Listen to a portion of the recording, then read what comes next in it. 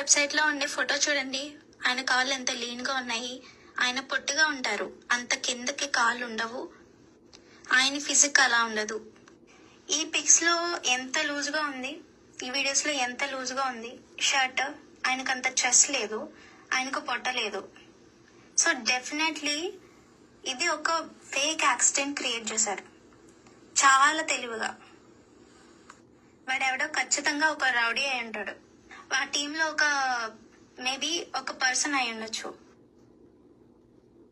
అప్పటికే head light పగిలిపోయింది కాబట్టి డెఫినెట్లీ 11:30 ముందే ఆయన్ని ఖచ్చితంగా దారిలో హైదరాబాద్ నుంచి కొవ్వూరుకు వస్తున్నారంటే దారిలో ఆయన్ని ఖచ్చితంగా అటాక్ చేశారు.